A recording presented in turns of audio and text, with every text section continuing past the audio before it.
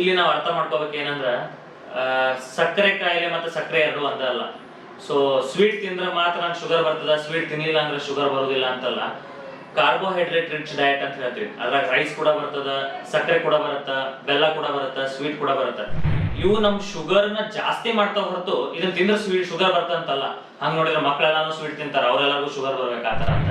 So diabetes ಅನ್ನೋದು ಮಧುಮೇಹ ಅಂತ ಅರ್ಥ. ಅದರ ಅರ್ಥ ಏನಂದ್ರೆ ಬಾಡಿ ಒಳಗೆ ಶುಗರ್ ಲೆವೆಲ್ ಜಾಸ್ತಿ ಇದೆ ಅಂತ. ಇದು ಬರ್ಲಿಕ್ಕೆ ಮಲ್ಟಿಪಲ್ ಫ್ಯಾಕ್ಟರ್ಸ್ ಇರ್ತಾವು. ಲೈಫ್ ಸ್ಟೈಲ್ ಇರ್ಬೋದು, ಒಬೆಸಿಟಿ ಅಂತ ಬೋಜತನ ಅಂತ ಇರ್ಬೋದು, ನಮ್ಮ ಎಕ್ಸರ್ಸೈಸ್ ಲೆವೆಲ್ಸ್ ಇರ್ಬೋದು, ಫುಡ್ ಟೈಮಿಂಗ್ ಇರ್ಬೋದು, ಫುಡ್ ಕ್ವಾಂಟಿಟಿ ಇರ್ಬೋದು, ಅಥವಾ ನಮ್ಮ ಜೆನೆಟಿಕ್ಸ್ ಅಂತ ಹೇಳ್ತೀವಿ, ಅಂದ್ರೆ ಅನುವಂಶಿಕತೆ ಅಂತ ಹೇಳ್ತೀವಿ. ನಮ್ಮ ಫ್ಯಾಮಿಲಿ ಒಳಗೆ ಯಾರಿಗೂ ಆಯ್ತು ನಮಗೂ ಬಂದಿದೆ ಅಂತ ಇರ್ಬೋದು. ಕೆಲವೊಂದ್ಸತಿ ಕೆಲವೊಂದು ಮೆಡಿಸಿನ್ಸ್ ತಗೋತಿರ್ತೀವಿ ನಾವು, ಆ ಮೆಡಿಸಿನ್ಸ್ ಇಂದ ಸಮೇತ ಶುಗರ್ ವೇರಿಯೇಷನ್ ಆಗ್ಬೋದು. ಸೊ ನಾವು ಡಯಾಬಿಟಿಸ್ ಒಂದೇ ಕಾರಣದಿಂದ ಬಂದ ಅಂತ ಹೇಳಲಿಕ್ಕಾಗಲ್ಲ. There are 8 to 10 reasons why a person will get diabetes.